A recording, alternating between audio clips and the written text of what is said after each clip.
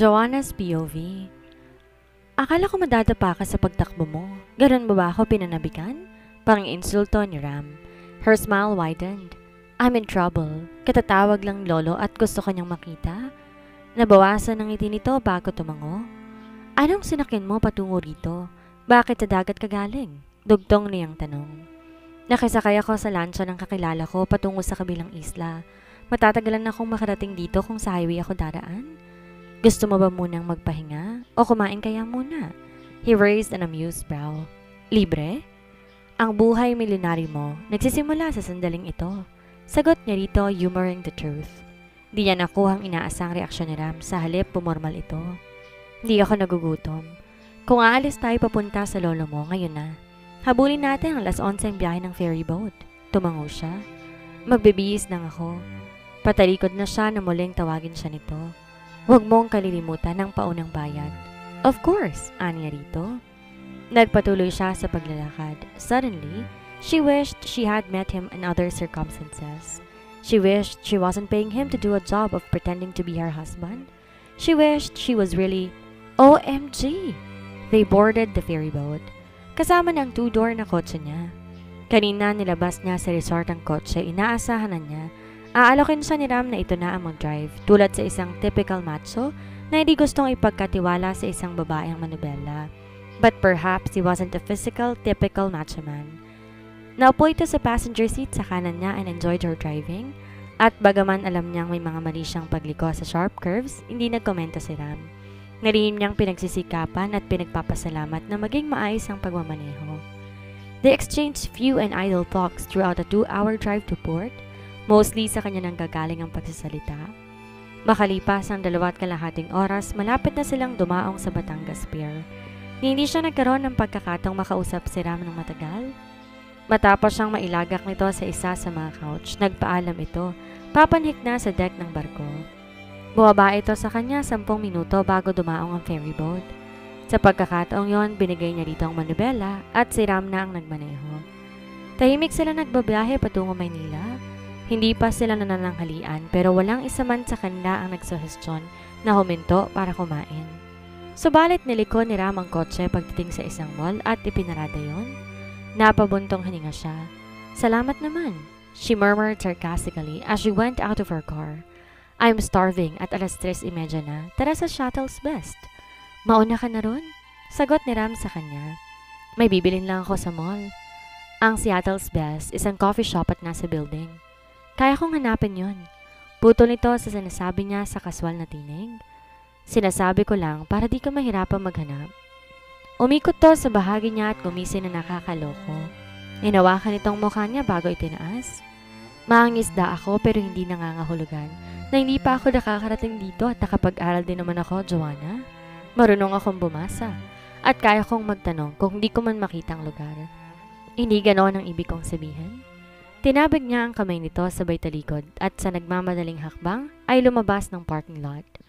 He was just a man and she had 2 or 3 short relationships before. Pumayag pa siyang hagkan siya ng isa niyang kasintahan but never had she been aware of any man until this man. And why such a simple touch affected her so much? Dahil ba sa hinagkan niya ito? If truth be told, hindi na alis sa isip niyang hagkan na yon sa dalampasigan.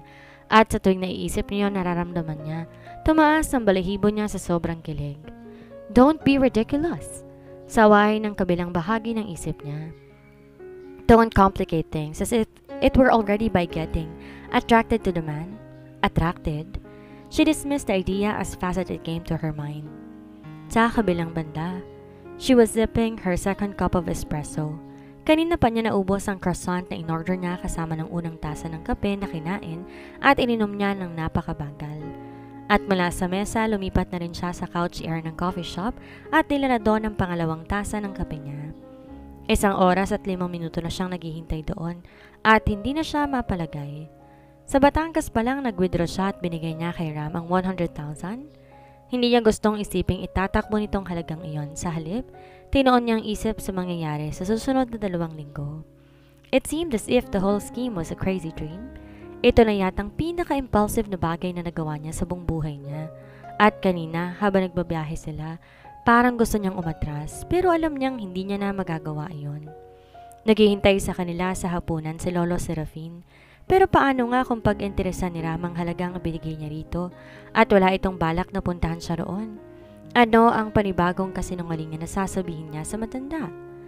While sipping her already cold coffee slowly, pasulyap-sulyap siya sa dalawang entrada ng coffee shop. She would give him another hour and then she would leave. Bumakas ang takot at pag-aalala niya sa kanyang iisip. Sa una, hindi niya agad nakilala si Ram. Subconsciously, she was expecting a tall man in faded blue jeans and an old gray polo shirt. Kaya naman napanganga siya sa pagkamangha nang lumitaw to sa harapan niya. He was grinning at her. Kung may langaw sa coffee shop na to, kanina pa tumuloy sa bibig mo. Puna nito sa kanya. She snapped her mouth closed. Have a seat. Anong gusto mong kainin? Akma siyang tatayo para magtungo sa counter nang pigilan nito ang braso niya. Relax, Joanna. Kaya ko mag-order. Coffee shop lang to at kaya ko ring basahin yung mga nakasulat na yun sa itaas ng menu. Iniwan siya nito at nagtungo sa counter. Tulad niya, may ilang babaeng customers ang sumusunod kay Ram ng tingin. No wonder kung bakit natagalan to. Nagpagupit to ng maikli. Nakaputing long sleeves to at itim na slacks. The shiny black shoes must be leather. Kung hindi man yon ibang branded dahil hindi naman ito kayang bilhin yon sa perang ibinigay niya rito, it was nevertheless leather. Wala nang masungit na mangis ng kasama niya kaninang umaga. He looked like a handsome business executive taking time off from his affair in the sunshine. He would please her grandfather. Isang ngiti ng paghanga ang lumitaw sa kanyang labi. Nahagip ng kanyang paningin ang mata nito at napansin niya, kinindatan siya nito. Bigla kumabog ang puso niya. Niyoko ang kape at agad yung dinala sa bibig. Kahit pa marahil umuusok sa init yon, iinumin niya ng dire-diretso. At pinapagalitan niyang sarili dahil natataranta siya sa isang kindat lang ni Ram. Pakiramdam niya isa siyang matandang dalagang nakindatan ng isang gwapong binatilyo. Ilang sandali pa muli na tong bumalik sa kanya at inilapag ang tray sa mesa. Naupo to sa tabi niya. He sat closer to her than necessary. Gusto niyang umusod pero nagmumukha siyang malisyosa. Sumipol si Ram at binuksan ang ilang botones sa polo shirt. Nakakailang magandong kasuotan. Di ako komportable. Kung di lang malamig dito sa coffee shop kanina pa ako pinagpapawisan. Anito sa kanya. Bumaba ang tingin niya sa 3 botones na binuksan nito. What he did was to his advantage. Napakagandang pagmasdan ng lalaking to. Paano ang isang tulad nito ay wala pang girlfriend? O nagsisinungaling ito? Ang ibang lalaki kapag nakakatagpo ng magandang babae ay ipinagkakailangang kasintahan. He could be one of them. She shook her head. Kung ano-ano ang tumatakbo sa isipan niya. Habang kumakain ako, simulan mo na akong paliwanagan ng mga bagay-bagay tungkol sa iyo at sa lolo mo. May kinuha ito sa bulsa ng polo shirt at pagkatapos ay inabot ang kamay niya. Sa pagkamangha ni Joanna ay sinusuot ni Ram at sa daliri niya ang isang white gold band ring. Nakalimutan mong bagay na to na importante sa isang mag-asawa. She was speechless. Nakatitig lang siya sa wedding ring na suot niya at tila sadyang sinukat. It was a simple band ring. Napatingin siya sa daliri ni Ram. Suot din ito ang kapares ng suot niya. Di niya naisip na kailangan nila ng wedding ring at sa pagkakatitig niya sa singsing, nag-iiba ang pakiramdam niya. Ang pagkukunwari nagiging totoo. Natulala ka na. Anito sa tonong ng aasar. Wala ka bang sasabihin? Thank you. Ani rito na medyo nahihiya. Mula sa singsing, dahan-dahang tumaas ang mata niya sa mukha nito. His gaze was warm and something else. Walang anuman, Joanna darling. Kaswal nitong sabi, tinaas sa bibig ang mug ng kape. Bakit kanya lang tawag mo sa akin? Para mas convincing. Ngumisi ito, and he suddenly looked so endearing. May nadama siyang kung anong pagkislot sa isang bahagi ng kanyang puso, but she dismissed it. She stared at him in a business-like way. I-reimburse ko sa iyong halaga nito. Pati yung pamasahin natin kanina sa barko. Nagkibit to ng balikat at nagsimulang kumain. Sa kabilang banda, sa palagay mo ba presentable na akong humarap sa lolo mo? Wika ni Ram nang nasa kotse na silang muli. Bago pa siya makasagot ay meron pa itong idinagdag. Bilang asawa mo? Pwede, pasar. Pwede, pasar. He murmured, a genuine amusement lit his eyes. Mahirap pang tanggapin ng isang mangingisda, kaya rin mag-ayos, tulad ng isang boss ng kumpanya, ha, Joanna? Lumunok siya bago sumagot. Ginulat mo ko. Kung sinabi mo sa akin, sinamahan sana kita sa pamimili. Sinabi ni Ram sa kanya na may iba pang damit itong binili at nilagay nito sa trunk ng kotse bago siya puntahan sa coffee shop. May maipipintas ka ba sa panlasa ko sa pagpili ng damit na isusuot? De vere, are you trying to fish for compliment? Asik niya rito, hindi malaman kung matatawa ba o maiinis. Mula sa'yo? Isang dagdag kumpiyansa yun sa sarili, na para bang kailangan ng karagdagang kumpiyansa, usal niya. Now that's a compliment, he said grinning. She frowned at him. Yon ang kauna-unahang napakinggan niya tong mag-English. Hindi mo kailangang pakunutin yung magandang noo mo dahil lang nakaringgan mo ako mag-English. You'd be surprised. Ngumisi ito. The compliment didn't miss her, pero mas ang intrigang nararamdaman niya. Glancing at his dark profile, she again wondered about his private life. Kung di nito nasinabing hindi to komportable sa long-sleeve polo shirt kanina ay magdududa na siya. O inanahan na siya nito para pawiin ang pagdududang yon? Had she hired a simple man or was he somebody else? May konting kabang bumangon sa puso niya. Humalo ang kaba sa antisipasyon sa pagharap nila ng lolo niya. Nakapag-aral ako, Joanna. Matabang nitong sabi nang manatili siyang di kumikibo at nakalingon pa rin dito. Isa pa, mas gusto mo akong ipresenta sa lolo mo na nakaporma kaysa suot ko kanina, hindi ba? Of course, hindi naman mapanghamak sa kapwa si lolo. Depensa niya sa matanda. Pero ayoko namang pagdudahan niya ang uri ng iyong pagkatao. After all, wala akong alam tungkol sa'yo. Nilingon niya ito. What exactly do you do? I'm a fisherman. Yan ang totoo. May sarili akong bangkang ginagamit sa pangingisda ko. Napabuntong hininga siya. Sana'y huwag hamakin ng lolo niya ang pagkatao ni Ram tulad ng ginawa nito sa ama niya. Natitiyak niyang hindi ang uri ni Ram ang palalampasin ng ganong panghahamak sa pagkatao nito. At ang tanging alas na hawak niya para maging madali ang lahat ng pagkukunwari ay ang katotohanan na isa itong de vere. May mga pagkakataon pa na parang gusto niyang isumpa ang apelidong yon. Makalipas ang kulang 2 oras, pumapasok na sila sa malawak na lupain na kinatitirikan ng dela.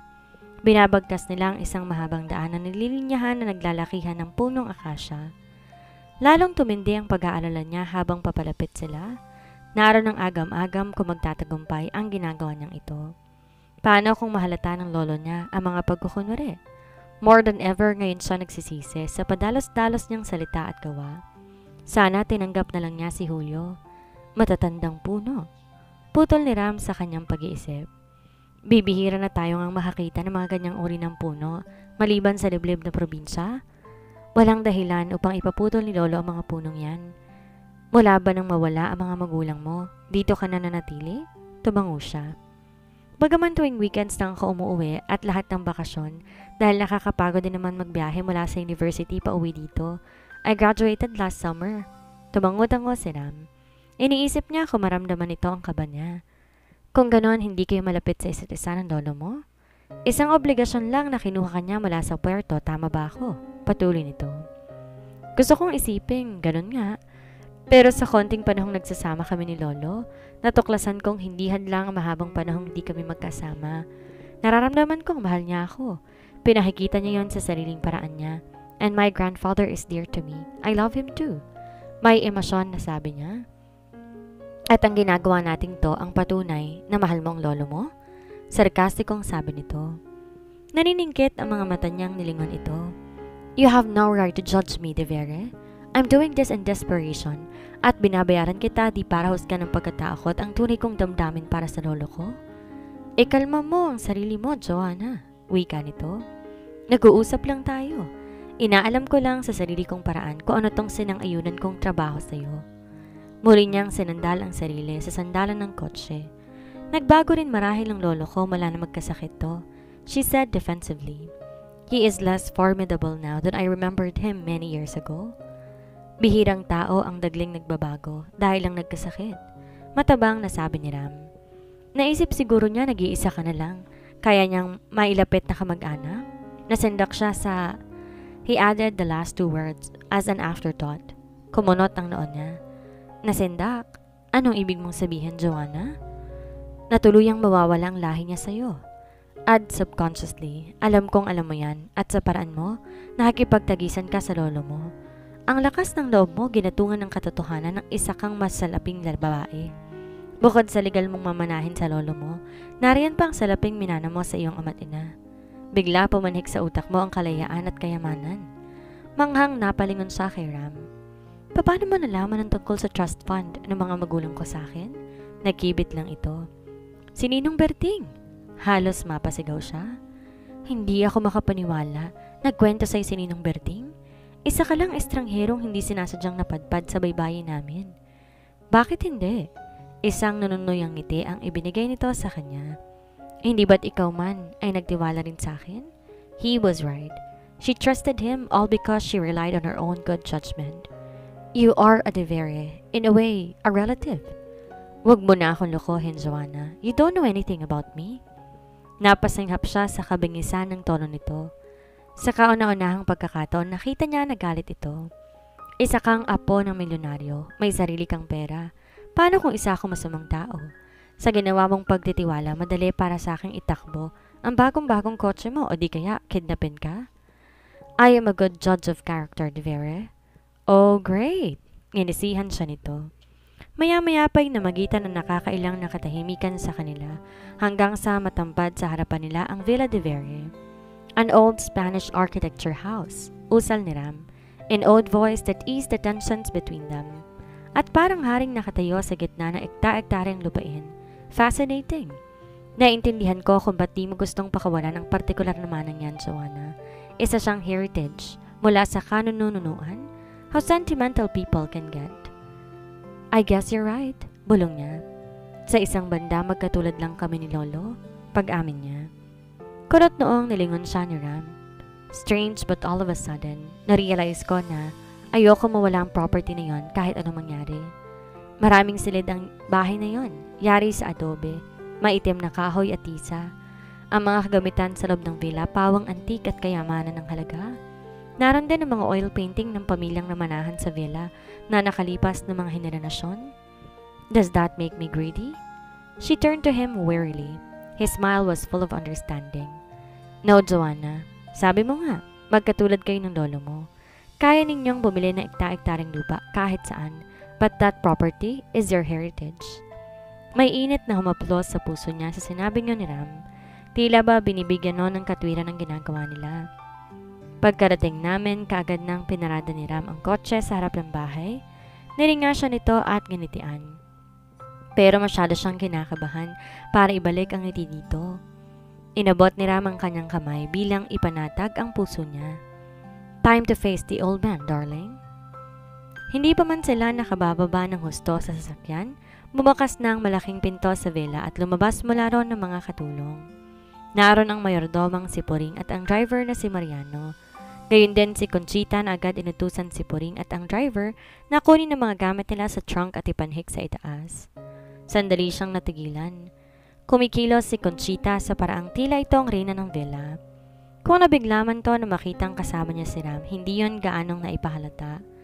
Napaaga kayo, wika ni Conchita at tinoon ng mga mata kay Ram.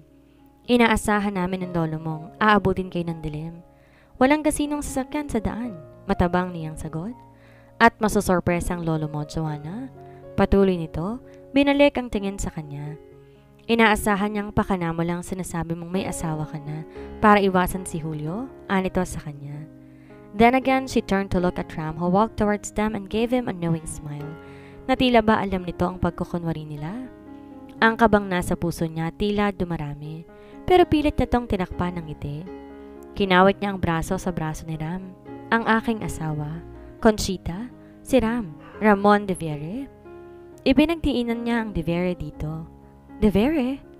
Kamusta ka, Conchita? Nakangiting nilahad ni Ram ang kamay dito na wala sa loob namang iniabot ng namamanghang babae. Tuluyan nang nawala ang composure ni Conchita. Kamag-anak ka ni Don? Hindi.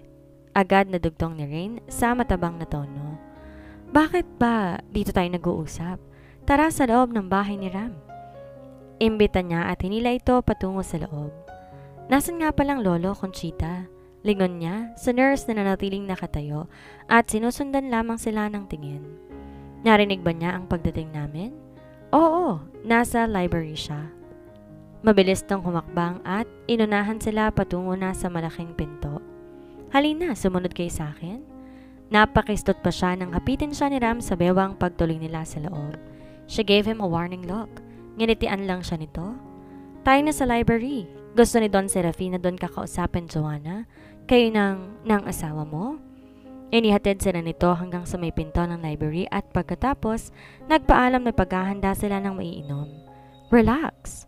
Bulong ni Ram sa tenga niya nang napabuntong hininga siya bago niya pihitin ang seradura ng pinto. Ang matanday nasa likod na isang malaking mesang nara, nakaupo sa high back chair nito. Sa anyo nito inaasahan na ang pagpasok nila anumang sandali. Lolo! She closed the distance between them. Hinagkan niya ito sa noo. We're here. Sana'y bigyan mo ng blessings ang aking asawa. Umismid ang lolo niya. Huwag mo kong papaniwalain sa kalokohan mo, Joanna. Wika nito na di man lang tinapunan ng tingin ang papalapit na si Ram. Gusto kong makilala mo si Julio. Nilingon nito ang kanang bahagi ng silid.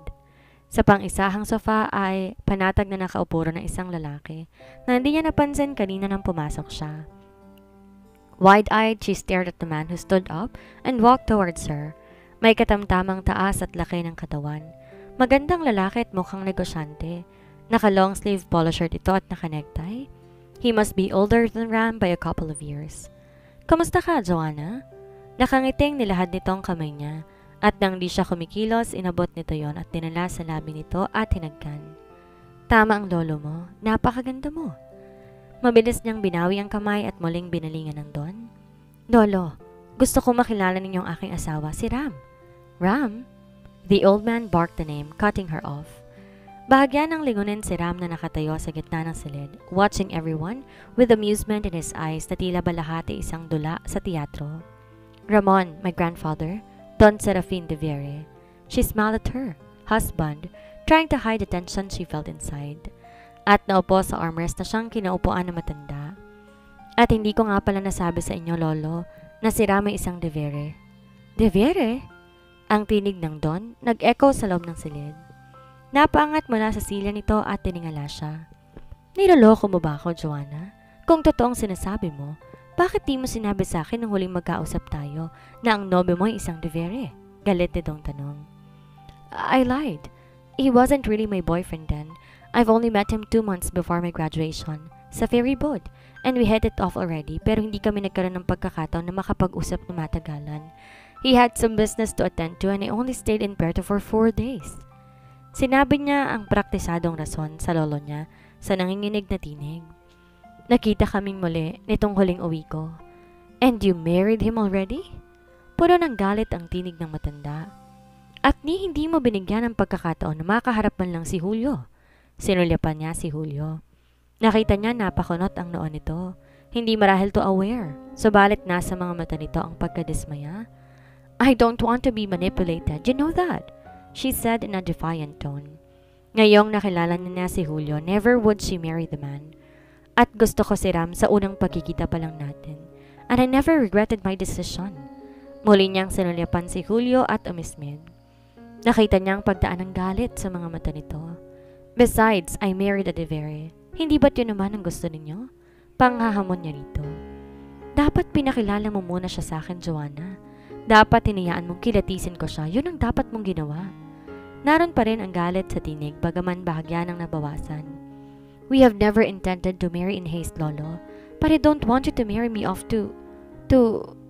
Hinayon ng mga mata niya si Julio. To him. At hindi ko rin gusto na pakasalan mo si Conchita. Hindi yon sinagot ni Don Serafin. Binalingan nito si Ram na nanatiling tahimik, watching the exchange with amusement and curiosity.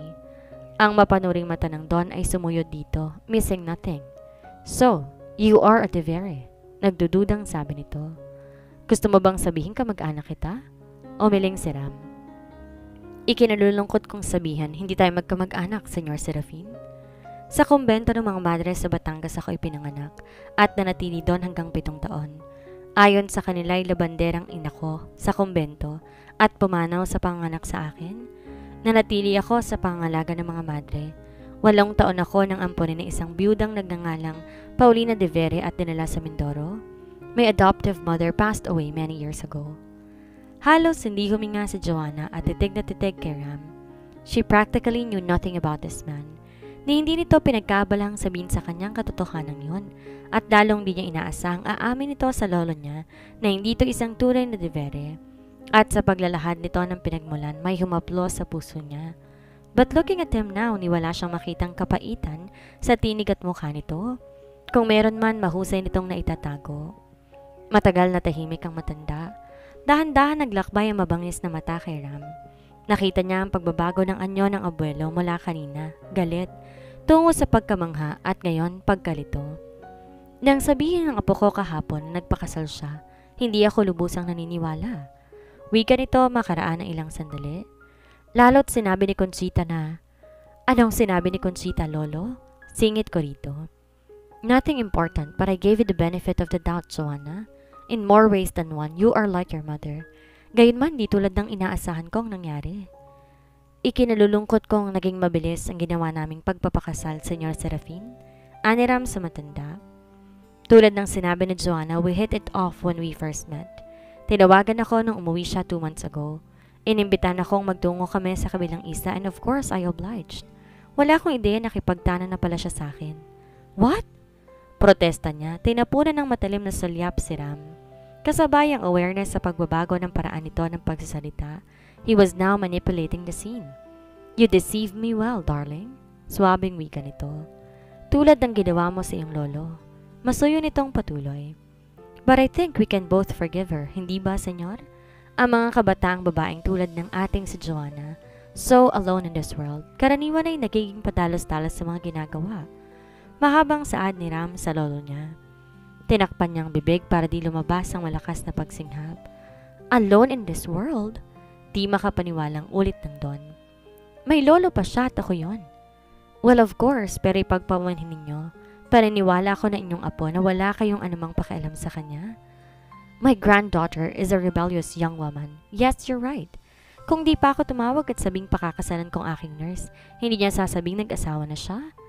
"She wanted to surprise you," sambit ni Ram sa matanda. "And surprise I was. Anyway, nariyan na yan." Wika ng Don sabay ng buntong hininga. Biglang-bigla maayos na tinanggap lahat ng paliwanag. May panghihinayang sinulyapan si Julio na muling nagbalik sa upuan. "I would have wanted my daughter to marry a bona fide devere, pero wala na ako magagawa." Tumingala ito kay Ram. Joanna saw something in his grandfather's eyes. "Though I admire your honesty, Ram, maaari mong sabihin sa akin ang tunay ng pagiging devere mo." "I always believe in honesty, senyor." Sagot nito at makahulugang sinulyapan siya. Umiwas siya ng tingin, hating him for making her feel uncomfortable when things have gone according to her plan. Sumungaw sa pinto ng library sa Conchita. "Nakahanda ng hapunan, Senyor Serafin?" Anyaya nitong ang mga mata, sandaling nagpalipat-lipat sa amin ni Ram, bago yun sandaling dumapo kay Julio. Pagkatapos, dumiretso to sa likod ng wheelchair ng Don upang ito'y itulak palabas ng silid. Napunan niya pa na nagpalit ito ng damit. Mula sa puting uniforme ay isang fuchsia tight-fitting dress ang ipinalit nito. Pinakikita rin na mababang neckline ang hinaharap nito at napunan niya na ang dalawang lalaki sandaling natuon ang sulyap dito. At peste siya kung di niya aaminin. Takaw pansin ang ayos ni Conchita sa oras na yun.